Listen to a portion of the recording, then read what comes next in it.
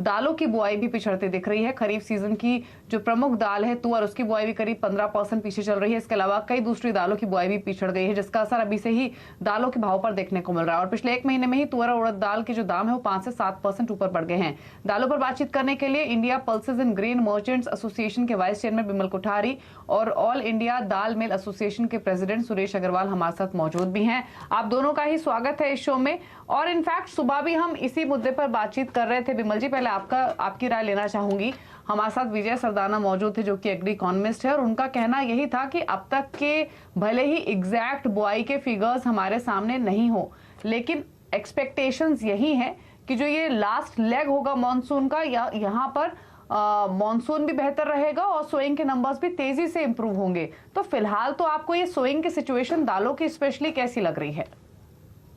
देखिए, जहाँ तक सोइंग का सवाल है, जो सरकार के जो अभी लेटेस्ट आंकड़े आए हैं उस हिसाब से हम देख रहे हैं कि जो तुअर जो पिछड़ रही थी उसमें कुछ इजाफा हुआ है। अब जो तुअर की बुआई में लगभग जो 20 से 22% का जो कमी थी वो लगभग अभी 13% सरकार के आंकड़ों के हिसाब से है। तो मैं देख रहा हूँ कि धीरे धीरे बुआई बढ़ते जा रही है। और तुअर उड़द में, जहां तक उड़द का सवाल है, इसमें कोई खास न तो इजाफा है न कोई नुकसान है। लास्ट ईयर जितनी सोइंग हुई थी उतनी सोइंग अभी लगभग है, ये सरकार के आंकड़ों के हिसाब से बता रहा हूं मैं। और मूंग में लगभग 15% पिछले साल से ज्यादा बुआई है। तो ओवरऑल ऐसे बहुत कमी नहीं है, लेकिन तुअर में जरूर थोड़ा कंसर्न है। और इसकी वजह से लास्ट कुछ दिनों में तुअर के और उड़द के दाम भी बढ़े हैं। लेकिन आपको मैं एक बात बताना चाहता हूँ कि अभी अगस्त से अफ्रीका में, ईस्ट अफ्रीका में, खासकर ईस्ट अफ्रीका में वहां पे नई क्रॉप शुरू हो जाएगी और लगभग वहां से 6 से 7 लाख टन का इंपोर्ट जो है वो संभव है। और सरकार ने इस बार 31 मार्च 2023 तक इंपोर्ट पॉलिसी को पूरा खुला कर दिया है।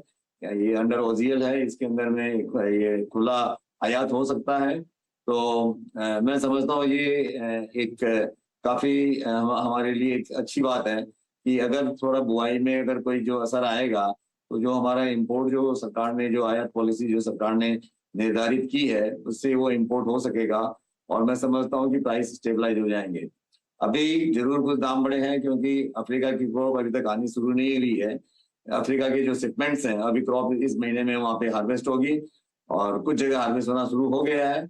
और में पीक जो अराइवल्स हैं, पीक जो शिपमेंट्स हैं, वो शिपमेंट में शुरू हो जाए, सितंबर महीने में शुरू हो जाएंगे। तो हम देखेंगे कि सितंबर की 15 सितंबर से 20 सितंबर के बाद में और अक्टूबर में यहाँ पे काफी अराइवल ईस्ट अफ्रीका से होगी। उस समय हमारे फेस्टिवल पीरियड भी हैं। तो मैं समझता हूँ कि फेस्टिवल पीरियड में सप्लाई जो है आयात से बराबर बनी रहेगी। और हाँ, ये जरूर है कि इस बार तुअर में थोड़ा कंसर्न लग रहा है। हमारे ट्रेड सोर्सेज भी बता रहे हैं कि तुअर की बुआई में कमी है, इसीलिए कुछ दाम जो है वो अभी बढ़े हैं। लेकिन मैं समझता हूँ कि आयात से ये दाम स्टेबलाइज हो जाएंगे। ओके, सुरेश अग्रवाल भी हमारे साथ बने हुए हैं। सुरेश जी, अगर हम दालों की सप्लाई साइड पर फिलहाल की स्थिति देखें तो वो कैसी नजर आ रही है? सोइंग के नंबर्स को लेकर तो थोड़ी सी चिंता जरूर है, हालांकि अभी भी टाइम है क्लियर पिक्चर सामने आने में। लेकिन जैसे विमल जी ने भी कहा कि तुअर को लेकर थोड़ी सी चिंता जरूर है, लेकिन इंपोर्ट्स बढ़ेंगे इसकी प्रोबेबिलिटी भी नजर आ रही है अफ्रीकन मार्केट्स स्पेशली। आप कैसे सप्लाई साइड पर फिलहाल स्थिति देख रहे हैं? नहीं, सप्लाई में तो कोई दिक्कत नहीं है। अभी निरंतर दाल इंडस्ट्रीज और व्यापारी आम जनता को दालें सप्लाई कर रहे हैं। और सरकार के पास भी देखा जाए तो चने का, मूंग का, तुअर का काफी स्टॉक है। पिछले 2 साल से काफी माल रखा हुआ है, बम्पर स्टॉक है। और इस बार हम देखते हैं कि लगभग 25 लाख मैट्रिक टन सरकार ने चने का स्टॉक किया है। तो सप्लाई में कहीं दिक्कत नहीं, दिक्कत उत्पादन में है। मानसून के कारण है, कई जिले में मानसून नहीं है, उसके कारण भी बाजार बढ़ रहा है। और कई जिले में अधिक मानसून है, उसमें फसल नुकसान हो रही। हम अगर अध्ययन करें तो राजस्थान, महाराष्ट्र, मध्य प्रदेश में जो मानसून जून में होना था वो जून के बजाय जुलाई में बहुत तेजी से हुआ। तो जो जून में आना चाहिए वो तो नहीं आया, और जो जुलाई में आया है वो ज्यादा अधिक आने से भी कुछ नुकसान कर रहा है। अब इस समय देखा जाए तो व्यापारी के पास में, दाल इंडस्ट्रीज के पास भी इतना स्टॉक जो होना चाहिए उसमें भी कमी आई है। पर जब तक मानसून अगस्त में अच्छा नहीं आता तब तक आगे कोई बाजार नीचे दबे इसकी संभावना कम है। बाजार में कुछ भी जब फसल नहीं आती देश में, उत्पादन नहीं होता, बारिश नहीं होती, तो लाजमी सीधा सीधा मार्केट रेट बढ़ता है और सरकार को उसका विकल्प के रूप में यही चुनना पड़ता है कि इंडिया के बाहर से आयात करना चाहिए और अधिक से अधिक जल्दी करना चाहिए। और ये सरकार को कहा है। मैंने अभी महीने भर पहले भी मेरी मीटिंग हुई थी दिल्ली में, तब उनसे कहा था कि आप तुअर और उड़द काफी मंगाए, हम देखें अगर बाहर से उड़द तुअर आएंगे तो सप्लाई और गैप में थोड़ा सा कंट्रोल आएगा। ठीक है, थोड़ी दाल में कीमतें आई है मगर समर्थन मूल्य के। तो सुरेश जी एक चीज बताइए, बिल्कुल सरकार को कदम क्या उठाने चाहिए वो तो इम्पोर्टेंट है ही, लेकिन मैं एक चीज और जानना चाहती हूँ। आपने कहा कि भाव क्यों बढ़े हैं या कब बढ़ते हैं, अब मुझे ये बताइए कि भाव, जैसे विमल जी भी कह रहे थे कि बहुत ज्यादा यहाँ से ऊपर जाएंगे, इसके चांस नहीं लग रहे हैं, स्टेबल होने चाहिए, तो अभी भाव को लेकर क्या स्थिति दिख रही है सुरेश जी? तुअर की स्थिति बहुत भिन्न है। अगर यहाँ की फसल अच्छी आ जाती, जिम्बाब्वे, मलावी, केनिया, ये फसल अच्छी आ जाती और समय से इंडिया है, सबसे महत्वपूर्ण बात है कि वहाँ उत्पादन सही हो और वो भारत में जल्दी आए, तो उसका लाभ बढ़ती हुई कीमतों को रोका जा सकता है। मगर ये मौसम पर डिपेंड है और इसमें आज भी 2 महीने पहले के ना जल्दबाजी होगी, तो तुअर में जरूर दिक्कत है। बाकी उड़द में तो हमारे यहाँ अधिक बारिश से नुकसान हुआ है। सरकार को पहला कदम ये करना चाहिए कि देश के बाहर जो तुअर है उसको अधिक से अधिक जल्दी आना चाहिए। सरकार ने फ्री कर रखा है, हमने ये देखा है कि पूरा फ्री उड़द भी आ रहा है बर्मा से। मगर देश में उत्पादन बढ़े, जहाँ बारिश नहीं हो वहाँ नहरें बने, ये चिंता सरकार को करना चाहिए, क्योंकि हर बार मौसम कभी लेट होता है, कभी ये जल्दी आता है। और इस बार तो अधिक बारिश से जुलाई में नुकसान हुआ है, तो देश के बाहर से आयात करने की सरकार को आवश्यकता है।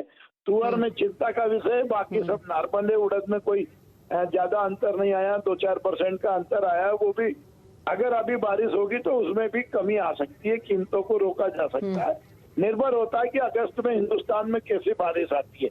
उत्तर प्रदेश में बारिश कम है, बिहार में बारिश कम है, बंगाल में बारिश को लेकर तो मैं बता दूं, आईएमडी की ओर से भी अपडेट आए हैं और आईएमडी ने यही कहा है कि rainfall over the country as a whole second half में, स्पेशली यानी अगस्त टू सितंबर के पीरियड में मोस्ट लाइकली नॉर्मल रह सकती है, जो कि 94% to 106% of long period average है। और ये भी कहा है कि normal to above normal rainfall जो है वो साउथ इंडिया में except west coast, west central India और नॉर्थ वेस्ट इंडिया में रहने की प्रोबेबिलिटी है। बिलो नॉर्मल रेनफॉल भी कई हिस्सों में जारी रह सकती है सेकेंड हाफ में, जिसमें वेस्ट कोस्ट और कुछ रीजन्स हैं ईस्ट, सेंट्रल ईस्ट और नॉर्थ ईस्ट इंडिया के। तो ये फिलहाल की अपडेट आपको दिखाई दे रही है जो आईएमडी की ओर से अब आ रही है। वंदना, एक राय आपकी भी दालों के भाव पर, आपने सुना विमल जी को भी, सुरेश जी को भी। अब सरकार को जो कदम उठाने चाहिए उनका तो विद पीरियड ऑफ टाइम हम इम्पैक्ट आते हुए देखेंगे जब वो स्टेप्स लिए जाएंगे, लेकिन एक फैक्ट ये भी है कि फिलहाल हमने प्राइसेस सर्ज होते हुए देखे हैं। मॉनसून की चाल पर बहुत डिपेंड करेगा फाइनल बुआई के नंबर्स की स्थिति भी। तो फिलहाल प्राइसेस को लेकर क्या व्यू है? जी दीपाली, मानसून की जब बात होती है तो हम नॉर्मल मानसून तो सुनते हैं, लेकिन जब सबसे इंपॉर्टेंट चीज होती है मानसून में वो है यहाँ पे कि टाइम एंड डिस्ट्रीब्यूशन क्या है, यानी कि टाइमिंग्स क्या है और डिस्ट्रीब्यूशन क्या है। तो जो भी यहाँ पे पल्सेस ग्रो करने वाले जो स्टेट्स थे वहां पे यहाँ पे मानसून जो है वो डिफिशियंट है, तो डेफिनेटली यहाँ पे एक साइकोलॉजिकल इम्पैक्ट आएगा यहाँ पे। और साथ में हम लोगों ने ये देखा है कि ऑलरेडी फेस्टिवल डिमांड जो है वो यहाँ पे बढ़ गया और साथ साथ में जो बेसन का डिमांड होता है वो मानसून सीजन में बढ़ता है और ये एक पुशअप देता है यहाँ पे पल्सेस प्राइसेस को। तो मेरे ख्याल से यहाँ पे थोड़ा सा यहाँ पे 5 to 10% तक का जो इजाफा है वो यहाँ पे और आता हुआ देख सकते हैं। और साथ में जो इंटरनेशनल मार्केट में प्राइसेस है वहां पे भी थोड़ा सा हम लोगों ने अपसाइड आता हुआ देखा है because of that heat wave.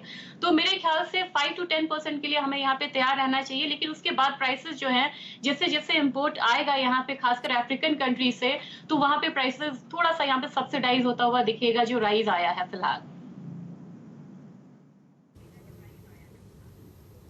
ठीक है, चलिए, तो ये तो बात हुई दालों की बुआई की स्थिति की, भाव को लेकर क्या स्थिति दिख रही है उस पर। शुक्रिया विमल जी और सुरेश जी आने के लिए शो में और अपनी राय देने के लिए। रुक रहे इसी के साथ एक ब्रेक के लिए। ब्रेक उस पर क्वेरीज करेंगे शामिल अपने व्यूअर्स की, जल्द वापस आते हैं।